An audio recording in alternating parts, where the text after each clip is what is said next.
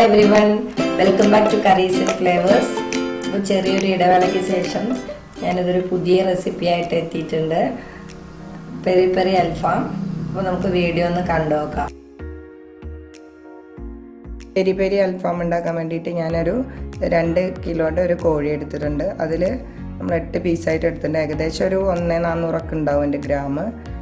ഇനി നമുക്കിത് എങ്ങനെ ചെയ്യാമെന്ന് നോക്കാം. ഇത് എല്ലാ പീസും നന്നായിട്ട് കഴുകി വെള്ളമൊക്കെ നന്നായിട്ട് കളഞ്ഞിട്ട് ഡ്രെയിൻ ചെയ്തെടുത്താണ്. ഓരോ പീസായിട്ട് എടുത്തിട്ട് ഇതിൽ വെള്ളം മുഴുവൻ നന്നായിട്ട് കളയണം. നമുക്ക് വേണമെങ്കിൽ ഒരു ടിഷ്യൂ അല്ലെങ്കിൽ ജസ്റ്റ് ഒരു തുണി വെച്ച് ഇതിന് നന്നായിട്ട് വെള്ളം നോക്കിയെടുക്കാം. ഇനി ഓരോ പീസും നമ്മളൊരു ചപ്പാത്തി പലകയിലിട്ടിട്ട് ജസ്റ്റ് ഒരു ചപ്പാത്തി കോലുകൊണ്ട് ഇങ്ങനെ ചെറുതായിട്ടൊന്ന് ജസ്റ്റ് ഇങ്ങനെ ഫ്ലാറ്റൻ ചെയ്യണം. അധികം ബലത്തിൽ ചെയ്യരുത്. ഇത് നമ്മൾ ഒരുവിധം അടിച്ചെടുത്തിട്ടുണ്ട്. ഇനി നമുക്കിതിനെ ജസ്റ്റ് ഇങ്ങനെ ചെറുതായിട്ട് ഇങ്ങനെ വരഞ്ഞെടുക്കാം. അങ്ങനെ എല്ലാ പീസും ഇങ്ങനെ വരഞ്ഞെടുക്കുക. അപ്പോൾ നമ്മളെല്ലാം ഇതുപോലെ ഇങ്ങനെ വരഞ്ഞെടുത്തിട്ടുണ്ട്. ഇനി നമുക്ക് ഈ പെരി പെരി അൽഫാമിന് വേണ്ടിയിട്ടുള്ള മസാല തയ്യാറാക്കണം. ഈ മസാല തയ്യാറാക്കുന്നതിനായിട്ട് ഒരു 1.5 ടേബിൾ സ്പൂൺ മല്ലി കൊറിയാണ്ടർ സീഡ്സ് പച്ച എടുക്കുക. 1 ടീസ്പൂൺ പെപ്പർ സീഡ്സ് റോ ആയിട്ടുള്ള പെപ്പർ സീഡ്സ് ഇടുക. 1 ടീസ്പൂൺ പെരിഞ്ജീരകം, 1 ടീസ്പൂൺ ചെറിയ ജീരകം, 2 ഏലക്ക എടുക്കുക, 2 എണ്ണം, 2 ചെറിയ പീസ് പട്ട എടുക്കുക, 2 ഗ്രാമ്പൂ, 1 ബേ ലീഫ് എടുക്കുക, 6 വറ്റൽ മുളകും കൂടെ എടുക്കുക. നമ്മളെന്തായാലും ലാസ്റ്റ് മുളക് പൊടി ചേർക്കേണ്ട. അപ്പോൾ ഇപ്പോൾ കുറച്ച് എരിവിന് വേണ്ടിയിട്ടുള്ള കുറച്ച് വറ്റൽ മുളക് മാത്രമേ എടുത്തിട്ടുള്ളൂ. ഇനി ലാസ്റ്റ് നമുക്ക് ആഡ് ചെയ്യാം. ഇനി നമുക്കിതെല്ലാം കൂടെ ഒരു പാനിലിട്ടിട്ട് ചൂടാക്കി എടുക്കണം. സ്റ്റവ് ഓൺ ചെയ്യാം.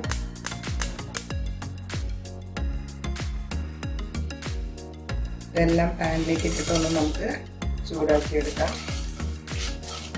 ഒരു മീഡിയം ഫ്ലെയിമിൽ ചെയ്താൽ മതി.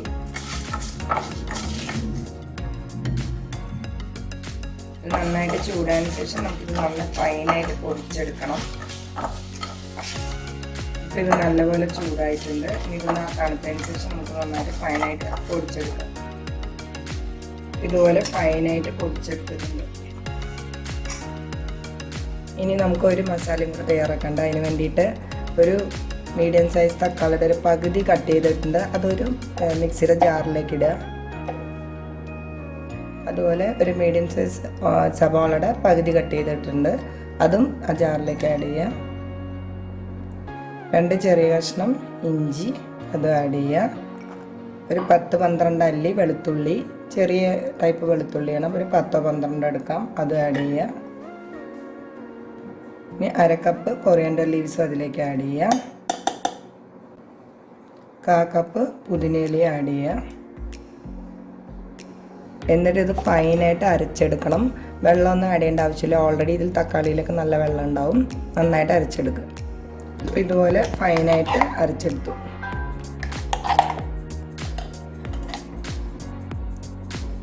ഇനി നമ്മളൊരു ബൗളിലേക്ക് 3 ടേബിൾ സ്പൂൺ തൈര് ആഡ് ചെയ്യുക. അധികം പുളിയില്ലാത്ത തൈര് വേണം എടുക്കാൻ. 3 ടേബിൾ സ്പൂൺ. ഇനി അതിലേക്ക് 1.5 ടേബിൾ സ്പൂൺ ലെമൺ ജ്യൂസും കൂടെ ആഡ് ചെയ്യുക.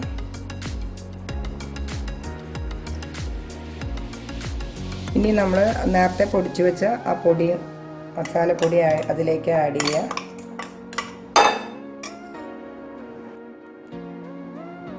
പിന്നെ രണ്ടാമത് നമ്മൾ ഉണ്ടാക്കിയ മസാല അതും അതിലേക്ക് ആഡ് ചെയ്ത് കൊടുക്കുക. എന്നിട്ടിത് നല്ലപോലെ മിക്സ് ചെയ്ത് കൊടുക്കുക. ഇതിലേക്ക് 2 ടീസ്പൂൺ അളവിൽ കാശ്മീരി മുളക് പൊടി ആഡ് ചെയ്ത് കൊടുക്കുക.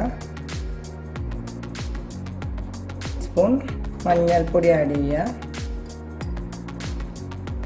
ഇനി നമുക്ക് ആവശ്യത്തിന് ഉപ്പ് ആഡ് ചെയ്ത് കൊടുക്കാം.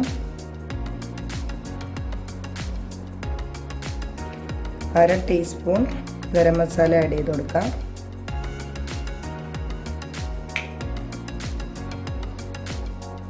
ഒരു ടേബിൾ സ്പൂൺ അളവിൽ നമ്മൾ സൺഫ്ലവർ ഓയിലും കൂടെ ആഡ് ചെയ്യുന്നുണ്ട്. നമുക്ക് വേണമെങ്കിൽ ഒലീവ് ഓയിൽ ആഡ് ചെയ്യാം. ഇനി ഇത് നല്ലപോലെ മിക്സ് ചെയ്തെടുക്കാം. നമുക്ക് വേണമെങ്കിൽ 1-2 ഡ്രോപ്പ് വേണമെങ്കിൽ ഫുഡ് കളർ വേണമെങ്കിൽ ആഡ് ചെയ്യാം. നമുക്ക് റെസ്റ്റോറൻറ്റ് സൈഡിൽ ആക്കണമെങ്കിൽ ഒരു ഡ്രോപ്പ് നമുക്ക് ഫുഡ് കളർ വേണമെങ്കിൽ ആഡ് ചെയ്യാം. ഇനി നമുക്ക് ഓരോ ചിക്കൻ പീസസ് ആയിട്ട് ഇതിൽ ഈ മസാലയിലിട്ട് നല്ലപോലെ മിക്സ് ചെയ്ത് വെക്കാം. ചിക്കൻ പീസിൽ ഒരു കാരണവശാലും വെള്ളം ഉണ്ടാകാൻ പാടില്ല. നന്നായിട്ട് മിക്സ് ചെയ്യാം. അപ്പോൾ നമ്മളെല്ലാ ചിക്കൻ പീസിലും ഈ മസാല നന്നായിട്ട് തിരുമ്മിയിട്ടുണ്ട്. ഇനി നമ്മളതൊരു 5 to 6 hours ക്ലിങ് ഫിലിം കൊണ്ട് കവർ ചെയ്തിട്ട് വേണമെങ്കിൽ ഒരു ഓവർനൈറ്റ് വെച്ചാലും കുഴപ്പമില്ല. അല്ല നമുക്കൊരു 6 hours വെച്ചാലും ഈ മസാലയൊക്കെ നന്നായിട്ട് അതിൽ പിടിക്കും. അപ്പോൾ ഇതുപോലെ ഒരു ക്ലിങ് റാപ്പ് കൊണ്ട് കവർ ചെയ്ത് വയ്ക്കുക. ഇനി നമുക്കൊരു സോസ് റെഡിയാക്കാനുണ്ട്. അതിന് വേണ്ടിയിട്ട് ഒരു പാൻ എടുക്കുക. പാൻ ചൂടാൻ ശേഷം ഒരു 2 table spoon sunflower oil add ചെയ്യുക. അതിലേക്ക് 4 ടേബിൾ സ്പൂൺ ടൊമാറ്റോ കെച്ചപ്പും കൂടെ ആഡ് ചെയ്യുക.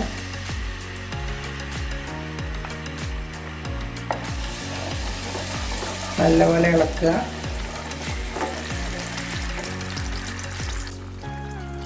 മീഡിയം ഫ്ലെയിമിൽ ചെയ്താൽ മതി.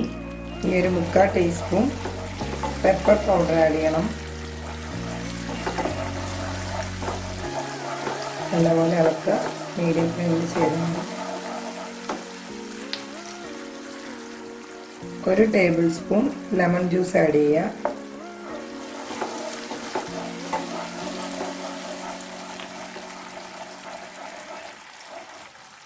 ഇതിലേക്കൊരു 5 ടീസ്പൂൺ ചില്ലി ഫ്ലേക്സ് ആഡ് ചെയ്യുക.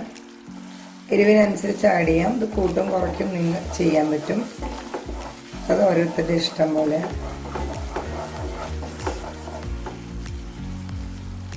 മസാലയ്ക്ക് ആവശ്യമായിട്ടുള്ള ഉപ്പ് ആഡ് ചെയ്യുക.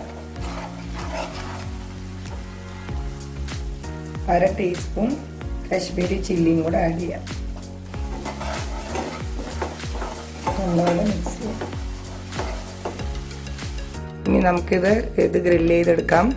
അതിന് വേണ്ടിയിട്ട് ഓവൻ 180 ഡിഗ്രിയിൽ ടോസ്റ്റ് മോഡിൽ ഒരു 10 minutes പ്രീഹീറ്റ് ചെയ്യാൻ വെച്ചിട്ടുണ്ട്. ഇനി നമുക്ക് ഗ്രിൽ മോഡിൽ, അതായത് 200 ഡിഗ്രി സെൽഷ്യസിൽ ഒരു 40 to 45 minutes നമുക്കിതിനെ ഗ്രില്ല് ചെയ്തെടുക്കണം. അതിനായിട്ട് ഞാൻ ചിക്കൻ പീസൊക്കെ ഗ്രില്ലിൽ വെച്ചിട്ടുണ്ട്.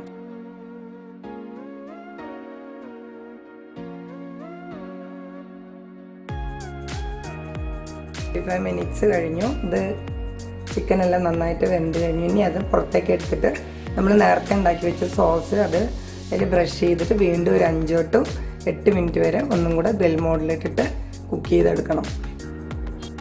ഇനി നമുക്ക് ആ സോസ് ബ്രഷ് ചെയ്ത് കൊടുക്കാം.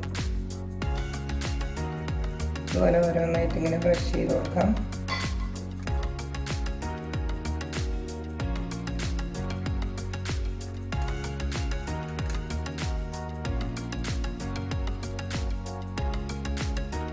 അപ്പോൾ വീണ്ടും നമുക്ക് ഇതേ ഗ്രിൽ മോഡിൽ തന്നെ ഒരു 5 to 8 minutes ഒന്നും കൂടെ കുക്ക് ചെയ്തെടുക്കാം. സോസ് ബ്രഷ് ചെയ്തതിന് ശേഷം.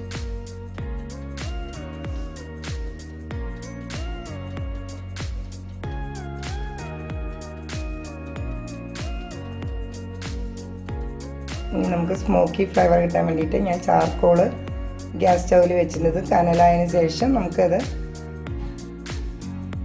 ചാർക്കോളിൻ്റെ കനലുണ്ടാക്കിയതിൻ്റെ അതിൽ കുറച്ച് ഓയിൽ ഒഴിക്കുക.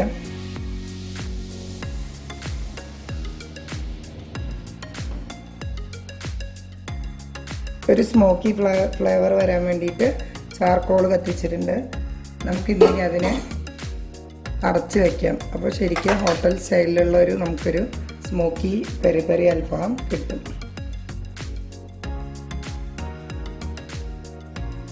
അപ്പം നമ്മുടെ ടേസ്റ്റി ആയിട്ടുള്ള പെരി പെരി അൽഫാം റെഡി ആയിട്ടുണ്ട്. മയണൈസ് ഉണ്ടാക്കിയിട്ടുണ്ട്. ഇതിൻ്റെ വീഡിയോ ഓൾറെഡി പോസ്റ്റ് ചെയ്തിട്ടുണ്ട്. എല്ലാവരും ഒന്ന് ട്രൈ ചെയ്ത് നോക്കുക. ലൈക്ക് ചെയ്യുക, ഷെയർ ചെയ്യുക, സബ്സ്ക്രൈബ് ചെയ്യുക. Thank you.